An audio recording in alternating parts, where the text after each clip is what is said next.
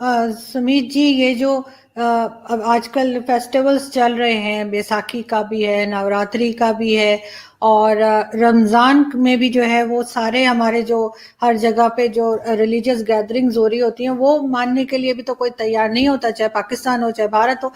यहाँ पे भी कहते हैं कि नहीं जी, सोशल डिस्टेंसिंग रखेंगे। कहा भी गया है कि जो मॉस्क है उसके अंदर बच्चों को और बड़ों को लेके ना जाए, लेकिन लोग जाते हैं, लोग नहीं सुनते। हमारे यहाँ तो अभी आपने देखा है किस तरह से जो है वो सारे मौलवी जमा होकर और हर सिटी में बैठे हुए थे, और वहां पे एक तरह का प्रोटेस्ट चल रहा था। आपके यहाँ भी फार्मर प्रोटेस्ट और ये सब चीजें हमने देखी हैं। और आपके एक फिल्म डायरेक्टर है बड़े मशहूर से, राम गोपाल वर्मा, उन्होंने कहा कि जी जो कुंभ का मेला है वो भी एक तरह से कोरोना बॉम्ब बन सकता है।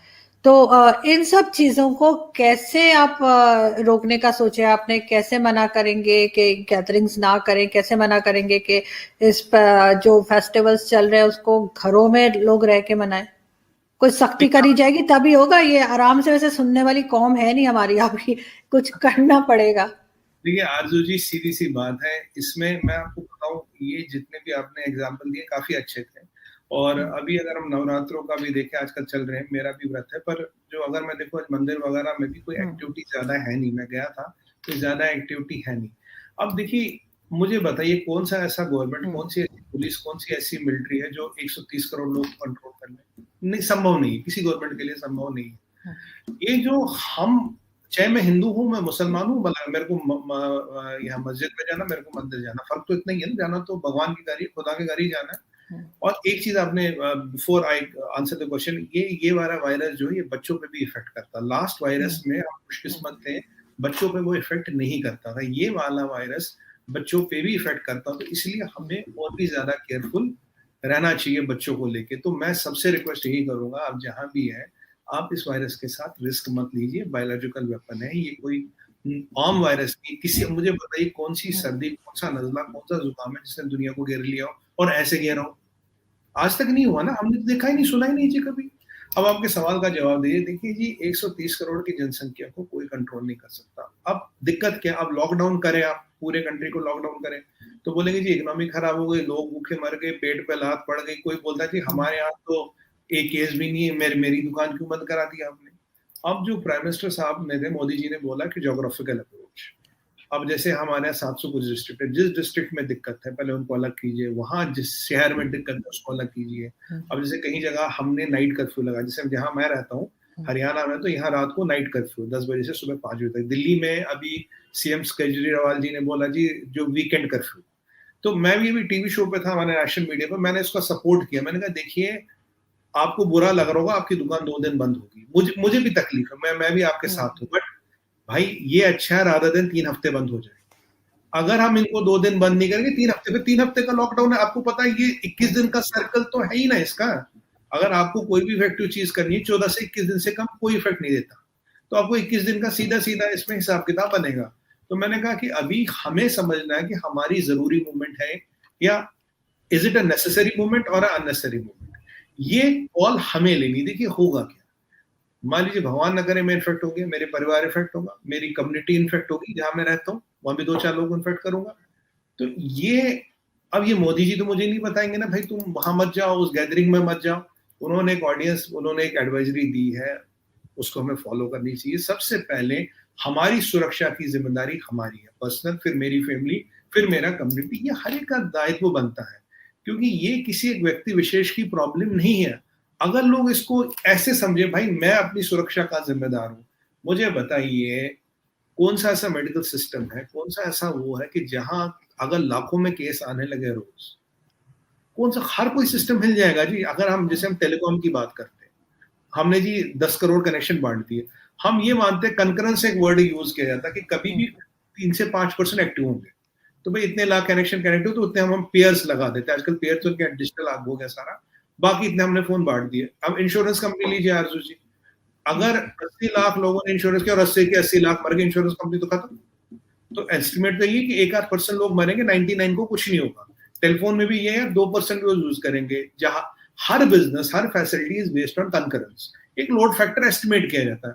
अगर हम लोड फैक्टर को लाखों में बढ़ाते गए और बिना सर पैर के बढ़ाते रहे। मुझे बताइए मोदी जी क्या करेंगे, कौन क्या करेगा? आपने अमेरिका की हालत देखी, आपने जर्मनी की हालत देखी, फिर भी हम खुशकिस्मत है 12 करोड़ लोगों को तो इंजेक्शन लगा दिए। आज तो दिल खोल के बोल सकते हैं ना, यकीन के साथ उन्हें कोविड नहीं होगा। दिन में मैडम 38-38 लाख लोगों को इंजेक्शन लगा रहे हैं, ठीक है जी, पर जनसंख्या 135 करोड़ की है। अरे भाई लेकिन मेरे बहनों, गवर्नमेंट को टाइम तो दो।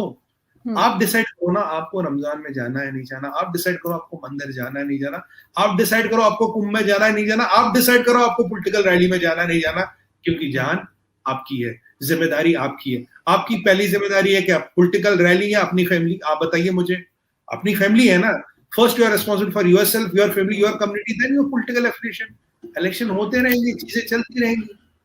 मुझे ये बताएं सुमित जी कि आप लोग वैक्सीन कहीं और से भी ले रहे हैं, रशिया से या किसी से? बिल्कुल आप ठीक कह रहे हैं, ये बहुत मुश्किल काम है कि इतनी ज्यादा पॉपुलेशन को जो है वो जल्द से जल्द वैक्सीन मिल जाए, और ये लोगों की अपनी रिस्पॉन्सिबिलिटी बनती है, क्योंकि नुकसान उनका अपना है। अगर वो क्या केयर नहीं करेंगे तो नुकसान भी खुद उठाएंगे, कोई साथ वाला नहीं उठाएगा।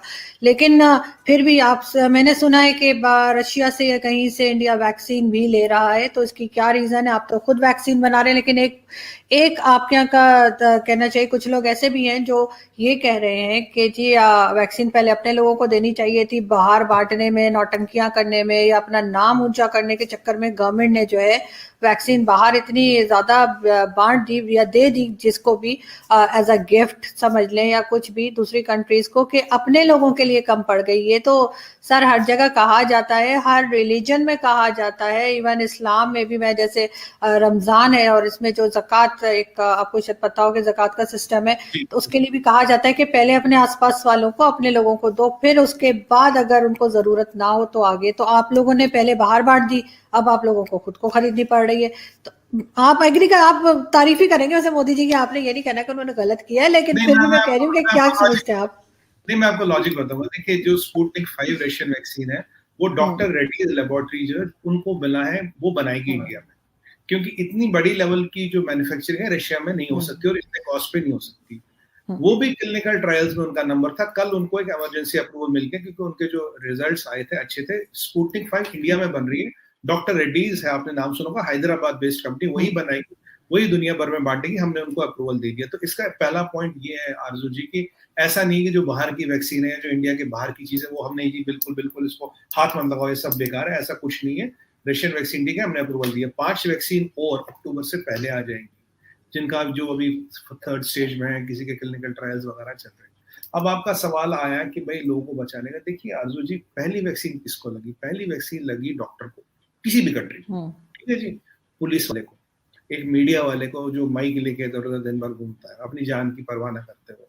मुझे एक बार बताइए, हमने 6 करोड़, कुछ करोड़ वैक्सीन, 5-6 करोड़ शायद बाहर हमने दे दी, ठीक है जी। मुझे एक बताइए, अगर वो 6 करोड़ नहीं देते तो आज हमने 18 करोड़ वैक्सीनें लगाई होती, उससे समस्या खत्म होती नहीं होती। पहली बात, अगर हम सब लापरवाह हो जाए और 18 करोड़ वैक्सीन 12 की जगह 18 लग गई होती ना, तो उससे समस्या तो उससे भी खत्म नहीं होती। पहली बात, मुझे बताइए, अगर आप एक ग्लोबल पावर, आप ग्लोबल लीडर है, आपके यहाँ का डॉक्टर है, खुदा ना करे, भगवान ना करे, कल को बेचारे डॉक्टर ही नहीं रहे, कल को पुलिस वाले नहीं रहे, कल को लॉ इन्फोर्समेंट रहा ही नहीं, तो कंट्री कैसे चलेगी, सोसाइटी कैसे चलेगी? हमने जनता को वैक्सीन नहीं बांटी है, हमने जो बांटी है जो उनके फ्रंट लाइन वर्कर्स हैं, जिनको, जो दिन भर ह्यूमैनिटी की खिदमत करते हैं, जिन्हें सबसे ज्यादा रिस्क है कोरोना का। हमारे यहाँ भी पहली वैक्सीन तो डॉक्टर को ही लगी है, हर कंट्री में पहली वैक्सीन तो डॉक्टर को ही लगती है, पुलिस वाले को लगती है, लॉ इन्फोर्समेंट वाले को लगती है, मीडिया वाले को लगती है, जो दिन भर ये काम करते हैं, जो हमारा पैरामेडिकल स्टाफ होगा उसको लगती है। हमने ये एक बहुत गलत कंसेप्शन कुछ लोगों ने बनाया, हमने जनता को नहीं बांटी वैक्सीन। हमने जब कंट्री को दी, उनकी प्रायोरिटी वही थी, पहले अपने डॉक्टर को बचाओ। डॉक्टर ही नहीं रहेगा, पुलिस वाला ही नहीं रहेगा, ये जो तंत्र है, जो व्यवस्था है कंट्री की, कैसे चलेगी? अगर एसेंशियल सर्विस ही ठप हो गई तो कैसे चलेगी? अब आप मुझे बताइए, अगर हम 6 करोड़ किसी को नहीं देते जी, चलिए मान ली किसी को, 18 करोड़ से भी समस्या नहीं निपटती ना अभी। और दूसरी बात है, अगर हमने उनको 6 करोड़ दिया, एक हमारा उनसे भी तो एक व्यावसायिक, एक ह्यूमैनिटी का लेना देना, एक व्यावसायिक लेना देना, एक स्ट्रेटजिक, एक जियोपॉलिटिकल लेना देना है। वैक्सीन तो पाकिस्तान को भी दी, तो मतलब अब अगर वहां पाकिस्तान में भी एक डॉक्टर को लगती है, सऊदी अरबिया में लगती है, ओमान में लगती है, ईरान में लगती है, या कनाडा में लगती है, भाई वो भी तो इंसानियत की खिदमत कर रहा है ना। उसका रिलीजन, उसकी कंट्री तो बाद में आती है। पहले मुझे बताइए उस डॉक्टर को बचाना जरूरी, क्योंकि उस डॉक्टर को बचा के उन लोगों की जो वहां खिदमत कर रहा है, जिनकी वो सेवा कर रहा है, हम उनको हेल्प कर रहे हैं। ये हमारा उसका तर्क था। हमने एक गलती जरूर की है, मैं उसको मानूंगा, कि हम बहुत लापरवाह हो गए। नंबर कई बार ना आदमी की अपनी जो सक्सेस होती है उसके खिलाफ जाती है। मैं लगा 6,000 7,000 का नंबर है, कहाँ 1 लाख का नंबर आता था, कहाँ इतनी कुछ नहीं जी, कोरोना खत्म, कोरोना खत्म, करो जी शादियां पार्टियां सब शुरू करो। ये हमारी अपनी भूल है। मुझे लगता है कि आपकी बार आरजू जी लोग इसका लेसन ले चुके हैं, लोग समझ चुके हैं। मैं तो सीधा सीधा बोलूंगा, तो बायोलॉजिकल वॉरफेयर है, तो वायरस कुछ बायोलॉजिकल वॉरफेयर है। इट्स अ बायोलॉजिकल वेपन और इंड्यूस और gone wrong, whatever it is. तो अगर इस चीज को हम समझे, हम एहतियात रहे। आप अगर लास्ट टाइम का मेरा वीडियो निकालेंगे, मैंने बोला था अभी कई महीनों से साल तक की लड़ाई है।